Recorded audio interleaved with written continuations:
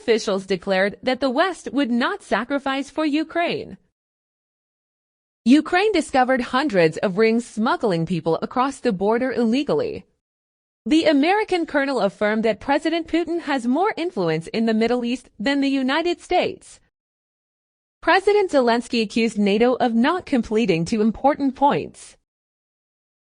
EU officials declared that the West would not sacrifice for Ukraine. The EU is committed to supporting Ukraine but will not sacrifice Europeans for the Donbass battlefield. EU Commissioner for Foreign Affairs and Security Policy, Mr. Josep Borrell, affirmed that EU member states do not want their citizens to die in the Russia-Ukraine conflict, but the bloc will continue to support Kiev with military and financial aid, RT reported.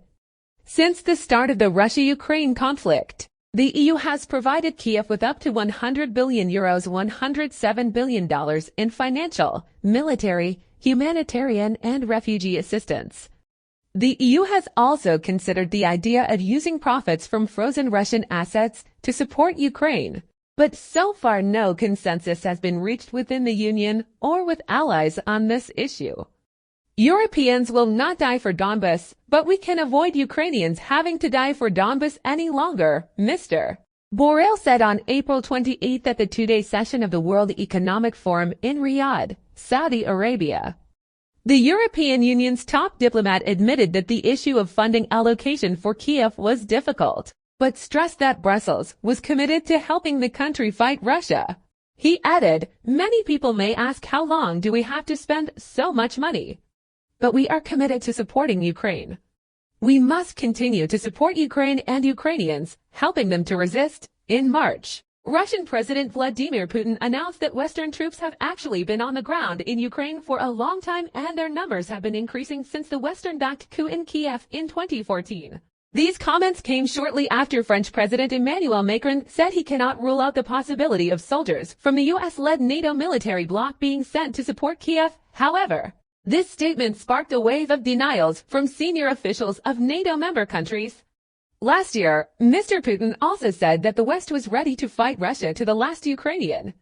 Meanwhile, the controversy over aid to Ukraine is increasingly fierce within the EU. In February, the EU approved another package worth €50 billion $54 billion to support Ukraine's economy after Hungarian Prime Minister Viktor Orban abandoned his threat to veto, fearing retaliation from EU countries' other economic sanctions. Budapest argues that Ukraine cannot defeat Russian forces and Russian sanctions because the conflict has caused more harm to members of the EU than to Moscow. Ukraine discovered hundreds of rings smuggling people across the border illegally. Ukraine said that since the beginning of the war, the country has discovered 450 lines to smuggle people across the border, including people who want to avoid military service. Spokesperson of the Ukrainian Border Guard Service Andriy Demchenko told Ukrinform news agency on April 29 that, since the outbreak of fighting, the force has detected about 450 criminal groups trying to smuggle people across the border. Illegal border crossing attempts happen every day. Most of these attempts take place outside checkpoints on the borders with Moldova and Romania. The largest number of forged documents was recorded, Demchenko said, received at the border with Poland. In addition, he said, since the beginning of the war, 30 Ukrainian men have died trying to illegally cross the border and avoid being mobilized to fight with Russia. Some people have died trying to cross rivers or mountains, he said, with some exceptions. Ukrainian men between the ages of 18 and 60 are not allowed to leave the country because they could be drafted into combat, according to Ukraine's martial law. The American colonel affirmed that President Putin has more influence in the Middle East than the United States. Russian President Vladimir Putin has more influence in the Middle East than the United States, former Pentagon consultant Colonel Douglas Macgregor said on social networks. Strategically, Putin holds all the cards in the Middle East. He is highly respected in the region and shows restraint, he explained. At the same time, America's image in the region is seriously affected, Macgregor emphasized. The expert concluded, "We look funny, while Russia is powerful."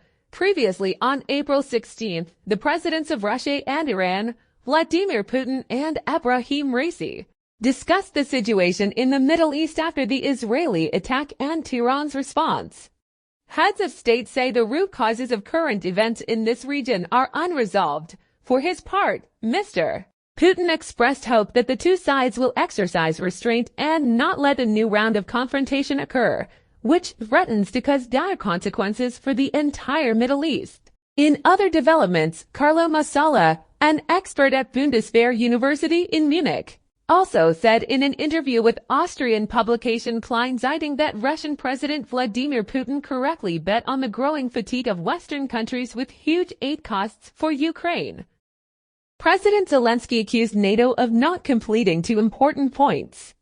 NATO failed to fulfill two important points in supporting the Ukrainian army, President Vladimir Zelensky said during a joint press conference with Alliance Secretary General Jens Stoltenberg in Kiev. Stability on the front, the strength of our army, taking the initiative, launching counteroffensive actions, all this depends on three main points. The first point is finances, but both partners at the bilateral level and the U.S. all voted positively. The second point is the timely delivery of weapons, and third, what exactly will go to Ukraine, he said. According to Mr. Zelensky, the coalition only met the first of the specified conditions, the vote on financial allocation, but in other issues, no positive side was seen. There are two more important points, he concluded.